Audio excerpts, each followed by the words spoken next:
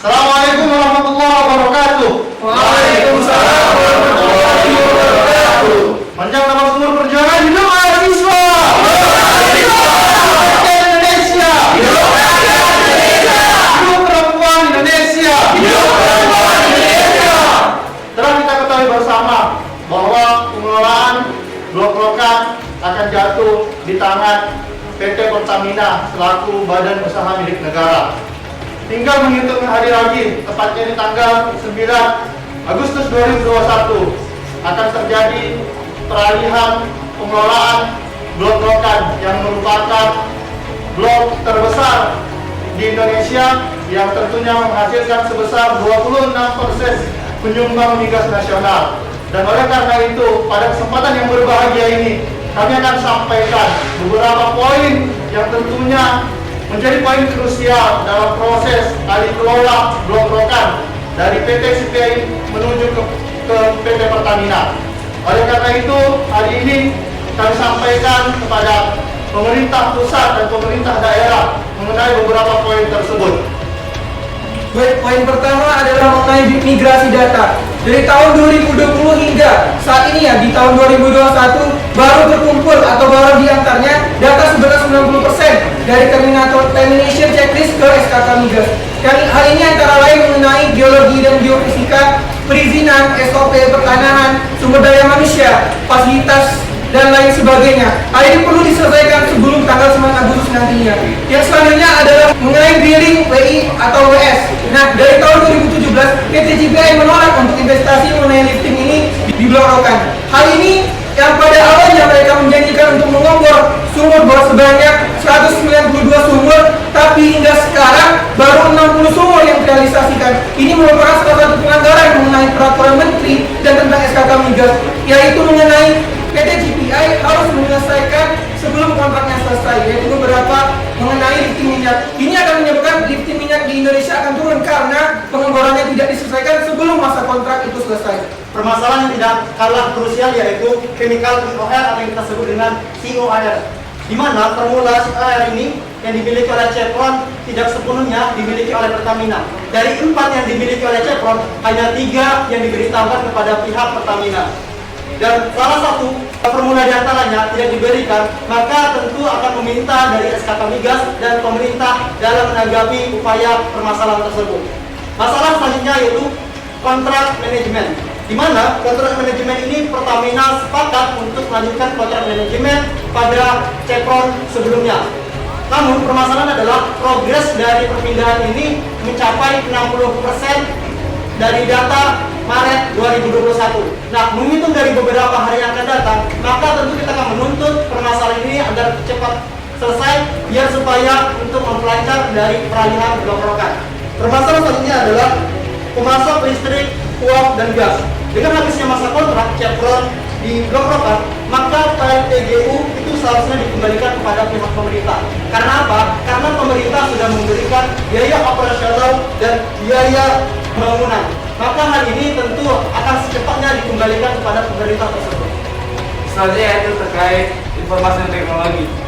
Sampai saat ini masih banyak teknologi yang digunakan untuk lifting minyak Blok Rokan itu masih menggunakan tata cara yang usang atau bisa dibilang ketinggalan zaman. Tentu ini dapat menyebabkan terjadinya kurang maksimalnya jumlah lifting minyak di Blok Rokan sebagai cadangan minyak yang tersimpan di dalamnya.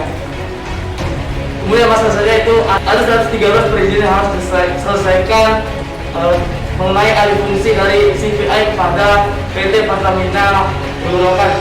Dalam hal ini dapat menyebabkan terhambatnya transisi dari CPI kepada PT Pertamina Blok Rokan. Ya, harapannya ini dapat diberikan transparansi terkait alih fungsi 113 perizinan tersebut. Ya, tidak hanya tentang proses peralihan, permasalahan lingkungan akibat limbah dari PT CPI harus menjadi fokusan kita bersama.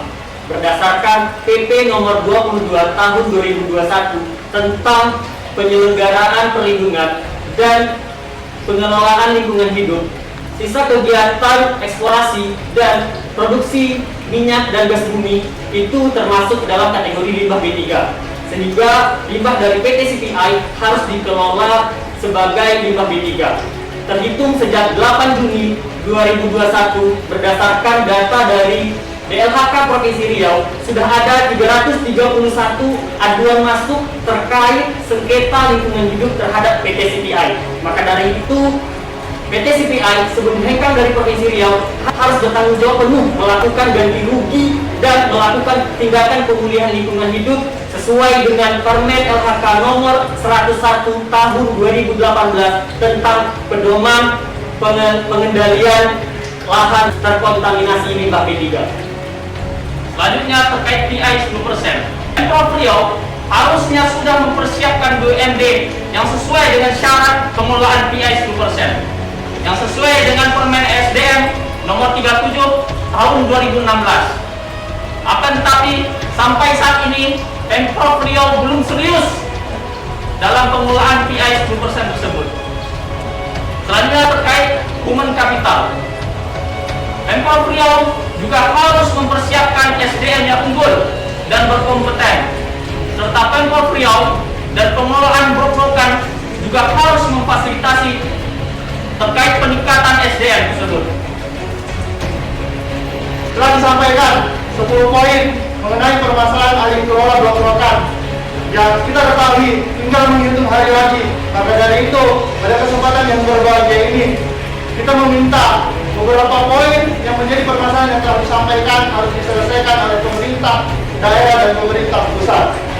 Karena hari ini kita ketahui bahwa proses transisi ini belum mempunyai kejelasan dan transparansi dari pemerintah pusat dan daerah. Keberadaan dari Blok-Blokan sendiri memang sangat penting bagi bangsa Indonesia, khususnya Provinsi Riau. Melalui pengambil alihan Blok-Blokan oleh Pertamina yang merupakan badan usaha milik negara, memiliki peran besar dalam rangka ketahanan energi nasional, penghematan devisa, dan potensi peningkatan dividen bagi negara.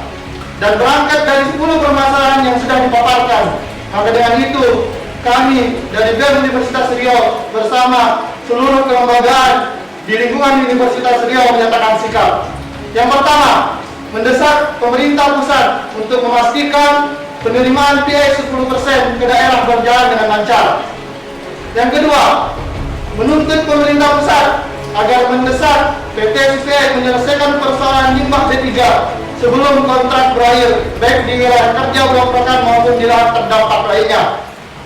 Yang ketiga, mendesak pemerintah Provinsi Riau untuk memastikan BUMD bertindak profesional dan memenuhi syarat sesuai dengan Permen SDM nomor 37 tahun 2016. Yang keempat, menuntut pemerintah Provinsi Riau untuk memastikan pemanfaatan PI 10% memiliki kajian studi khusus untuk dialokasikan secara sektorial mengedepankan kepentingan dan kesejahteraan masyarakat Riau.